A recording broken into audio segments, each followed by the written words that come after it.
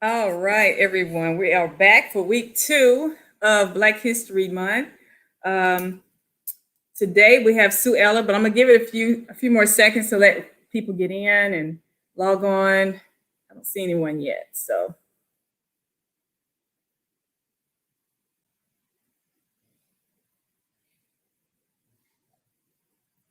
all right.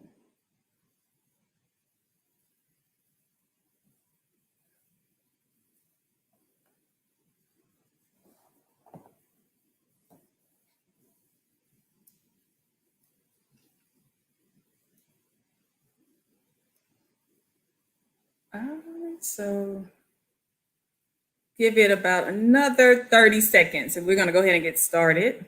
Thank you all for joining us, those that are viewing already. Share this, please, if you don't mind, to let others know that we are going live, talking to Big Sue about radio, broadcasting, and DJing, everything music.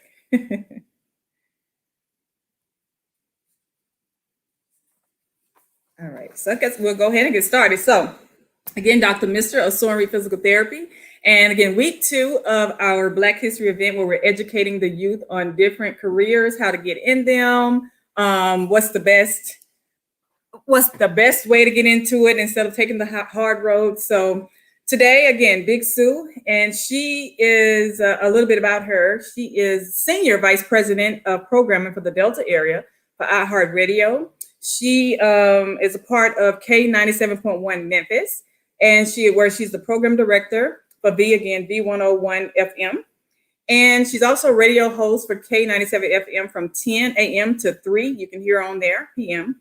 She does voiceovers for iHeartRadio, and she can be heard in places like Birmingham, Louisville, and over 30 markets, stretching from Las Vegas all the way up to Massachusetts.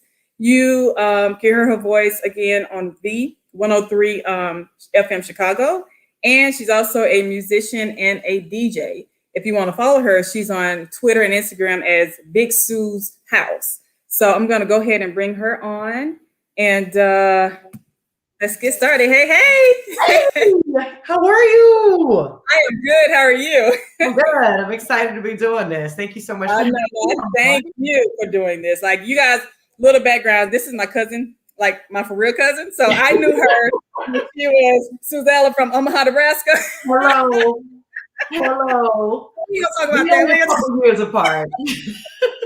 Right, we're gonna talk about you now, Big Sue. That's who you are now. So, but how you been? What's up with you? I've been good, girl. I'm so proud of you. Oh no, it's everything. Look, I'm about to make that ride to come check y'all out for real. Do that. Seriously. I would love having you around. Right. All right, so you guys, we're gonna go ahead. If you have any questions or comments, please, we can see them. Let us just post them, and I'll ask her and get that answer for you. Okay, so Sue, tell us a little bit about yourself. Where are you from? High school, colleges you attended? Okay, y'all gonna have to forgive the cat if you hear meowing. Carlito just wants attention. Yeah, crazy cat lady. That's the first thing you should know. So born in Chicago, but I was raised in Omaha, Nebraska.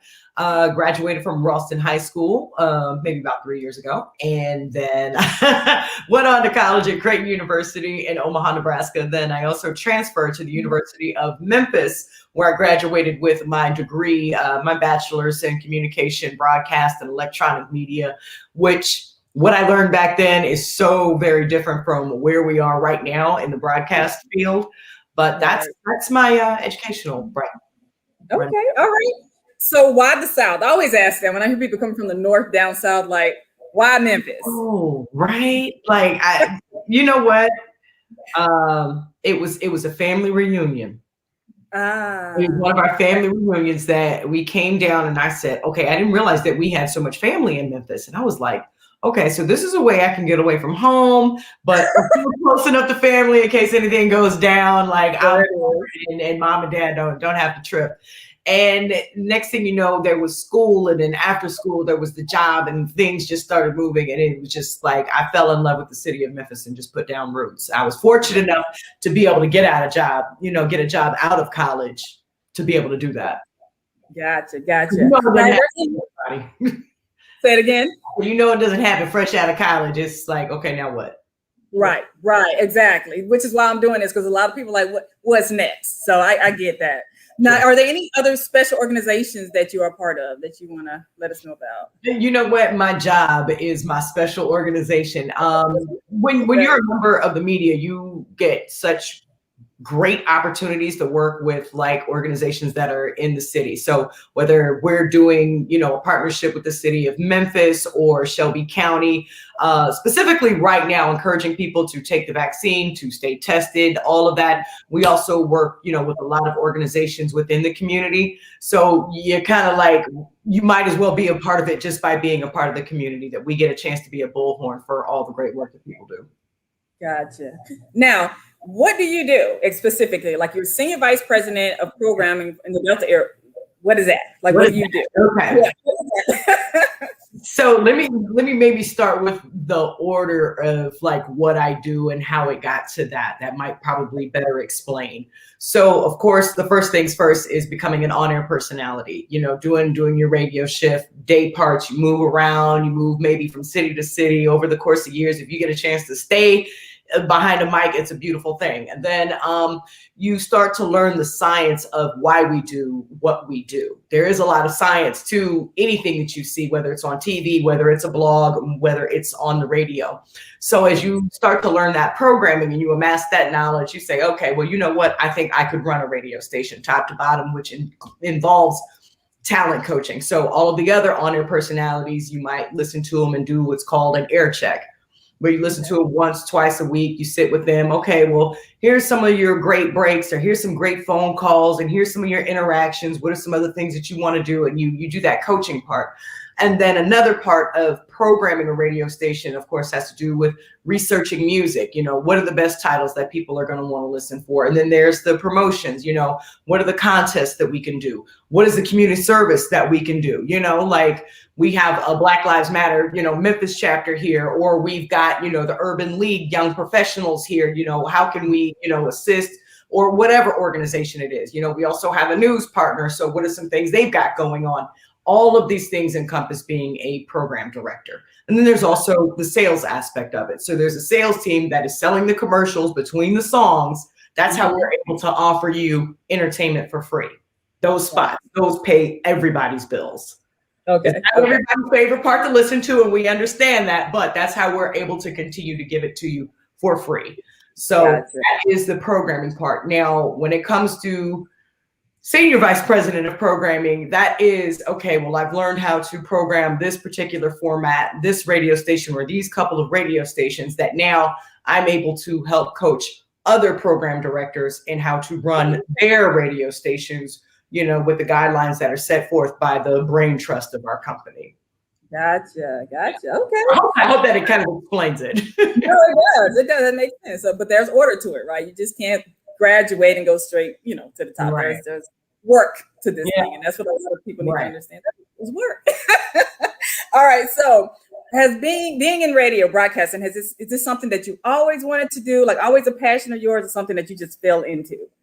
Definitely not something I fell into, but I want to say probably my first passion when I was at University of Memphis is I wanted to be like the female Spike Lee. I wanted to make movies. Okay. The thing that I wanted to do. And then when I, you know, because it just sounded cool, right? I read a book that a couple of directors, you know, I read, you know, a couple of their books, and I was like, oh, I could do that. And then I started reading about how you got to write out a script and all of this. I was like, I like music. Let me do something over there. Right. And, you know, mom will tell you, I've been running my mouth since before I could form words. So radio was the next thing for me. And then I honestly had always wanted to DJ.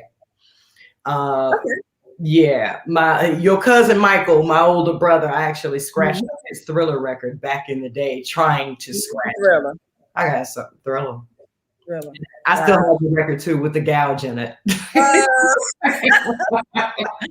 And then, yeah, but the love of music also led me to pick up the turntables, because then I was in a position, because, you know, growing up in Nebraska, there's no music store that sells turntables. You know what I mean? You would have to travel to a Chicago or New York or somewhere like that to get your hands on that type of equipment. Well, at the time, and being in radio in Memphis, I was surrounded by DJs. So then being so close to it, this is finally, you know, a dream fulfilled. I could get the equipment and I could learn, and, you know. Gotcha. All right. So were there any mentors or coaches along the way that helped you like decide to stay on the path that you're on, or who was your motivation? Pretty much everybody I came across, I learned something from, whether what to do or what not to do.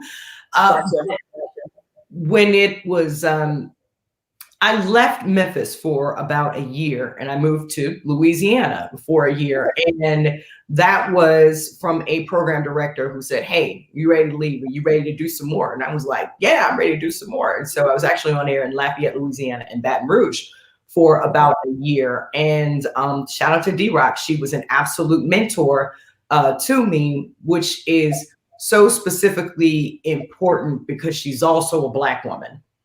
So being able to, you know, get that mentorship and somebody who is making that headway and saying, okay, you know, these are the things to look out for in your career. These are the things you need to know. This is how you need to be prepared. This is how I best do it. These are the relationships that you need to cultivate.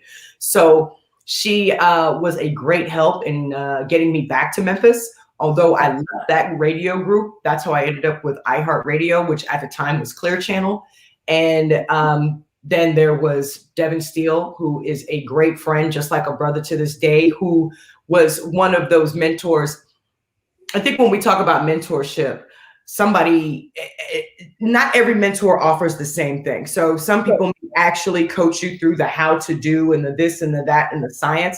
And some people, their talent lies in the access. They introduce you to this person does this and this person does that. And these are the people that I relate with, and I want them to get to know you as up and coming talent. Then, you know, when you get to a certain tier, there's way more people there. And there have been, and I've been very fortunate to also be surrounded by people of color and Black women, like on my journey, to be able to have somebody that I can identify with who is in this incredibly successful space, who is there to help and nurture. Because if I get into the room, then I can open the door or open a window, you know, for someone else. Right. Exactly. That's awesome. So is there any type of special training or special schooling that you have to go to get involved in radio?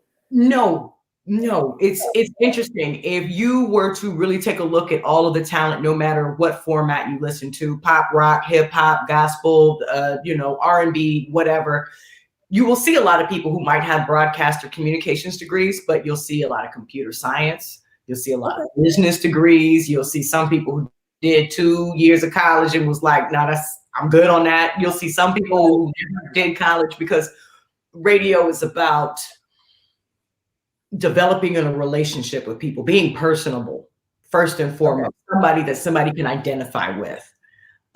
Later on, depending on what you want to do, how you want to move in your career, then comes the science and the ability to, and I think this is true no matter whether you're doing radio or anything, but being able to widen your skill set. You know, a lot of people refer to it as the toolbox.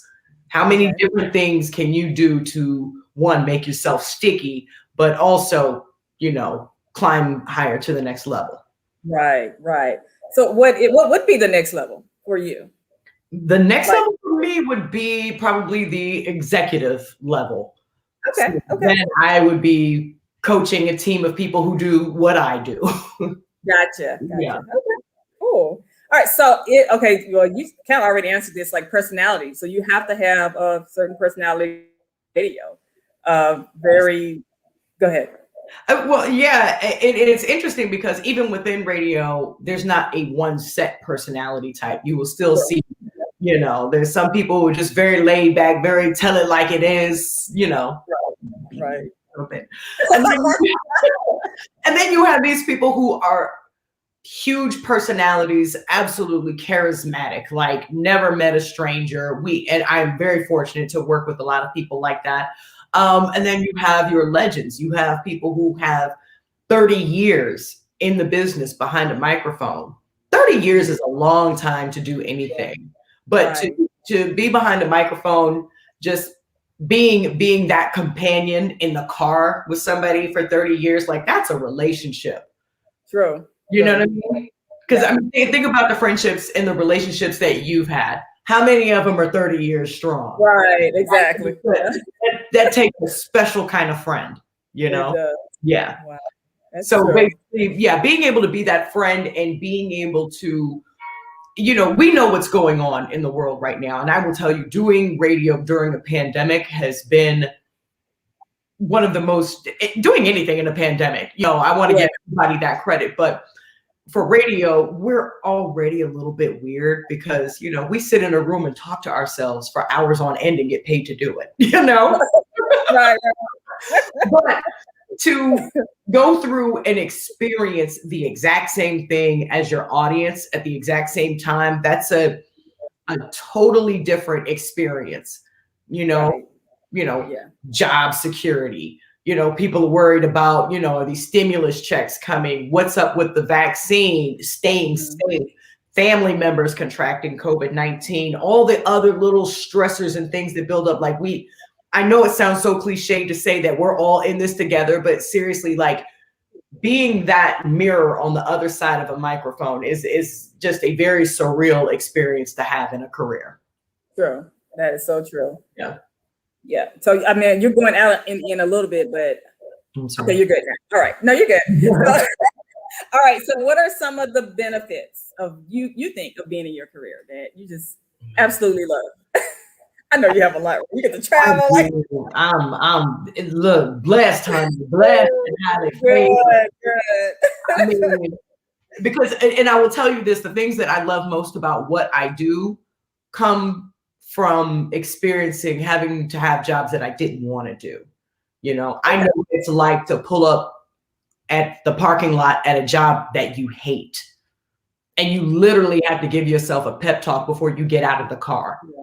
I have absolutely been there, stayed there a little too long, but you know, this is different. You know, when I pull up, it's like, okay, what's going on? What's the audience thinking about? Where they at? What's going on in the city? You know, what are we thinking about? Sports, entertainment, news, just real life, you know, what's really going on? And I get to go talk to people today. I get to talk to the city. I get to talk to the country today. Right. So it's a totally different feeling. And then to be able to work around other really creative people that love what they do, it really makes the work environment that much better. Wow. Yeah. Awesome. So it's a joy. Say it again. I said it is a joy.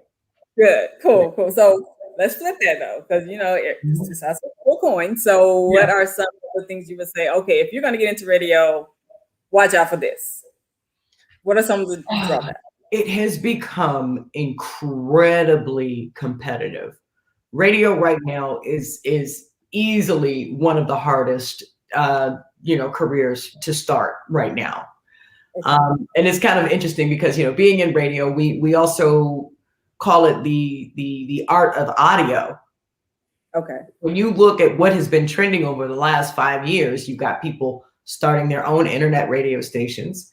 You've got people who have launched their own podcasts, which, by the way, iHeartMedia, we have more podcasts than anybody. So download that app, little plug. I do it.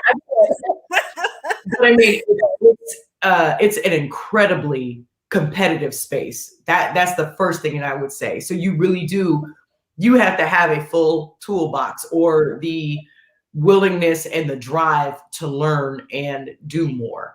You know, it's not just show up, talk about the first thing that's at the top of your mind. I mean, it's that, but then it's also, you know, updating your blog. It's also increasing your social media presence. It's also maybe learning how to edit video. It's, you know, knowing how to write copy for, you know, advertisers or doing endorsements, being able to have conversations with clients to really sell yourself and sell the radio station. There's a lot more that goes into it than just, acting a fool on the mic. Right. There's a lot of, and then there's also, if you want to go past the on-air part of it and you want to be that program director and you want to be on the management side of things, there's a lot of science involved. There's a lot of statistics. There is a lot of research that we look at. We have a team of people that crunch all kinds of numbers, all types of impressions, whether it's social, whether it's sales. I will spend a week and I'll have 3 or 4 of those Zoom calls where I'm just like, okay, that's a lot of abbreviation. I'm telling you, going into business, I see that now. And it is eye-opening to see the marketing side of things. It's like, oh my gosh, is that technical? Like, to break down us and know the demographics of an area based on, it's a lot, and it's expensive. So you're right. And you were like, but I just wanted to open a business to help people, and all of a sudden I got to worry about boom, boom, boom, boom. Yeah. And so, but I see the benefits of marketing. It's I love it.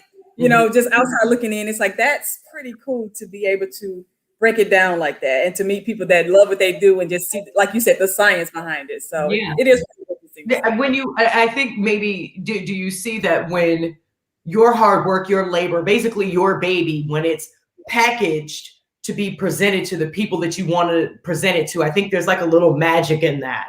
It's like, it's like wrapping a Christmas present. Like I want the bow, I want the beautiful wrapping, because I really, really want them to enjoy what I have to offer. Exactly. Yes. That's how I would explain marketing. Yeah. Right. The DJing thing though, like, what do you do? How do you work that like into everything else that you do? So are there like a part of that? I'm sorry. I'm breaking up too? No. I said I missed the first part of your question. Oh, like a DJ, because you are a DJ. So how do you work into working, your position at the radio station with DJing? Well, you know what? The radio station that I was at the time, like, everybody was a DJ. Every on-air personality knew how to mix. And so I was like maybe one of 2 or 3 who didn't. And I was like, well, this is something that I actually always wanted to do. Shout out to the Salt and Pepper Push It video. When I saw Spinderella, the minute, girl, as crazy as it sounds, but they say representation matters. When you see somebody who looks like you doing a thing, it's very easy to say, oh, she's doing that. I can do that. This is for me. This is a space that I can be in. Exactly. So it was just being around and playing around. And I said, I want to do this. And they were like, all right. Nobody babied me. Those boys did not baby me at all. So I really had to, learn everything. They said, okay, put your money up. You are going to buy your own equipment. It ain't no come over to nobody's house and learn this and learn that and borrow it. No, you're going to make the investment, because that way you will commit to learning. And I did. Yeah, that's it. Wow, you said a mouthful right there. That's so true. There's no pacifying because you have to get out there and just do it. And it's scary, because I don't know about you, but I have been terrified the whole ride. But I'm learning, and it's like, once you go through it and you know it, you know what I mean? Like, I get that part. Now let's move on to something new. So, all right. So is there any advice that you would give someone who's interested in radio, broadcasting, DJing, anything that you would say? You know what? I would say this to anybody, whether it's in media, whether it's in radio, like whatever it is, start the work. Start it where you are with what you have now. Do not wait to get in. Well, if you give me the job and I'll do this and I'll prove myself, because the way that businesses are operating right now, they're investing.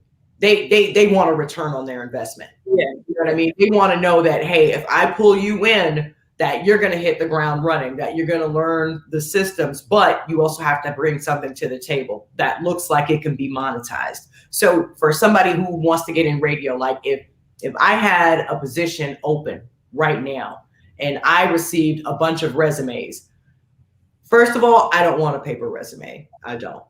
Okay. I mean, no. Oh, that's we're in a digital world. Seriously, like if you want your music played on my radio station, don't mail me no CD. Like the CD players only work in 2 of our studios in our entire building. Like you need to be sending an MP3. You need to be sending a link. Like but I mean, that just goes to show you need to understand the culture of the business that you're getting ready to enter, right? Right. But if I'm looking for somebody, I'm looking for somebody who has an established social media presence. I'm looking at, their content.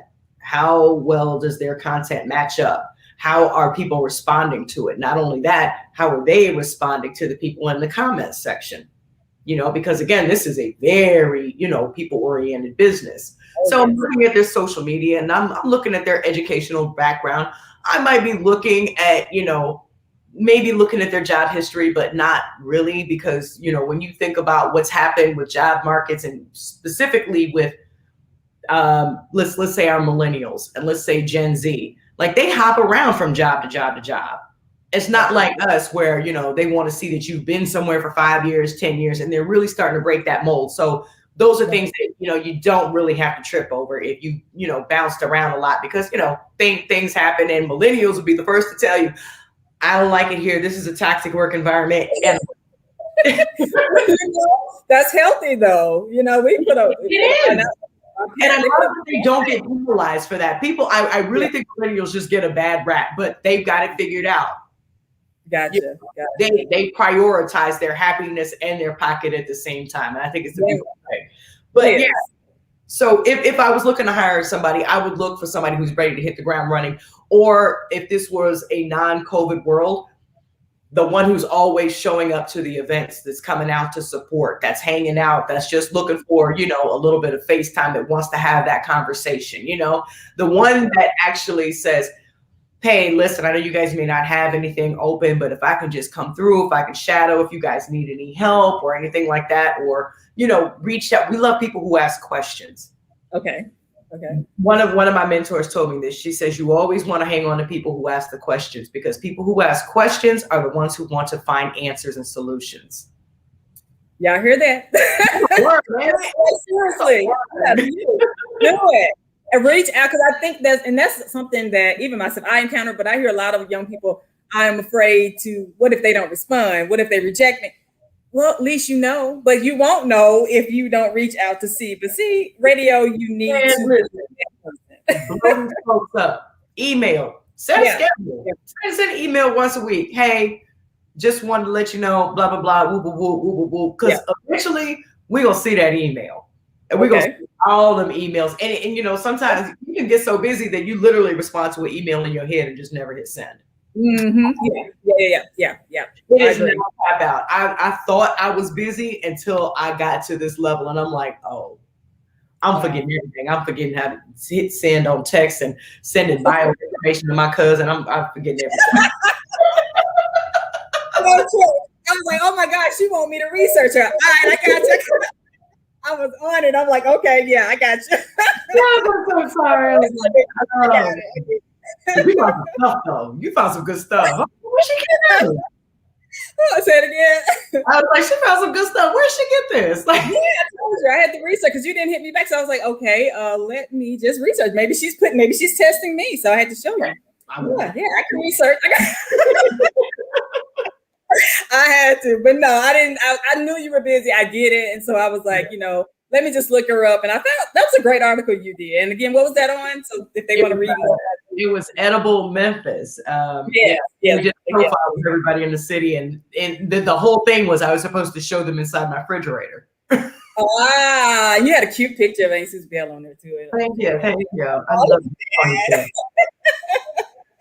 But that was a great article you did. So what can we expect next? I mean, what's your plans? Like, man, I think what will happen before the end of this year, I will probably grow into the podcast area. Okay. I think I'm at a point now where I definitely want to share, and I really want to have some conversations. And you're going to be on that podcast. Okay. That's fine. Here's my thing. I think that, there are so many women who are trying to take a step forward. They're trying to create something. They're trying to manifest something that maybe a blueprint doesn't exist for, but there's always somebody out there who's tried it. So those are the conversations, like this conversation right here. Like, what are the things that you learned? How did you do it? I think that should be amplified. Gotcha. And see, I got to work on my face. I was excited, but my face was like, fear. So no, avoid that. I would do it. My body has to process it because I've actually been asked a couple of times to come and talk. So I'm like, yes, I'll do it. There you go. Process it. There you go. So we do have a question. Let's see, put it on the screen. So, hey Sue, how long did it take for you to completely learn how to program? Good question. You never completely learn how to program. That's the thing. When it comes to programming philosophies, like, how to program a radio station, as people change and as society changes, how your radio station responds to what's going on to people in the community also changes. Gotcha. Yeah. Hope that. But yeah, you never fully. But that first year is crucial. Gotcha. And Aunt Dora's on here, just saying hey to her. All right. Thank her and everyone for tuning in. Appreciate y'all. So is there anything else that I missed that you want to share with everyone? And I am looking forward to speaking. Like, just let me know. I'm here. Like, I will do. It'll be laid back and easy, just like this. I promise. Because I am so proud of you. That's what I want to say. I'm proud of you. Thank you. I appreciate it. And likewise. Thank you. I reached out. I was like, let me get her on here because she's doing awesome things. And Aunt Dora said hey, by the way. And hey. From Chicago, y'all. We have Chicago in the house. In the building. That's right. So thank you again for your time. I appreciate it. Anything else, you guys, before I let her go back and get some rest? Because I'm about to go watch Underground. I don't know if you watched that show, but I love it. Oh, I have another one. Yeah, but check it out. So last one, LOL. If you weren't doing radio, what other profession would you be doing and why? I would be fresh out of culinary school. I would be a chef. Food is my thing. I don't know how it came about, my love of food, but a lot of watching Food Network and all of that. Like, I love to create things. I love to recreate things that I've had at restaurants. I love to have, okay, what can I cook tonight? Pull 3 things out and create some stuff. So I would definitely be in somebody's restaurant. Wow. Yeah. All right. Anything else, you guys? That's good comments. Thank you, Intro.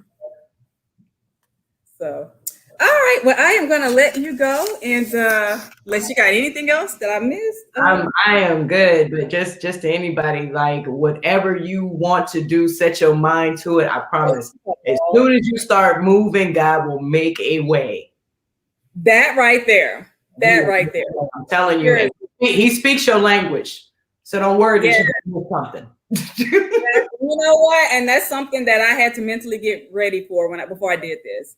I prayed and I was like, Lord, just guide me to the people that will help me on this journey, and help me to see and to listen. Because you have people that give you advice and it goes in one ear and out the other. Make sure that you listen to it. Write it down. I keep, if you can see my desk right there, like right now, like I have papers that I take notes on. Oh, right. Yes, I swear. Look, here is my stack right here. One of these folders is for like insurance. Like I just things, you guys, like, write it down, ask your question, reach out. You'll be amazed at how people and how, like you said, how God will put people in your life to help you accomplish that goal that He put inside you anyway. Because my dream to open a business started young and it would not go away. In middle school, I always tell people I had a lot of light bulb moments in middle school. And I didn't know what the business was going to be, but I knew that I wanted to always own businesses, plural. So that is awesome. That's so cool. Yeah. And we actually have another comment right quick. It says, just chimed in. I hate I missed it. Can't wait to go back and watch it from again. Thanks, Katrina, for that. Yeah. I know her from physical therapy. She's another physical therapist. So awesome. Yeah. Well, all right, Big Sue. If I don't see anything else, I'm trying to wait, but I don't think anybody else is going to say anything. All right. Again, thanks, cuz. I appreciate you for coming on. And if I didn't know you were so cute, I'd have more. I'm still dressed for work, sis. Look. I'm just fucking with you. It's good to catch up with you, girl. All right. Thanks, cuz.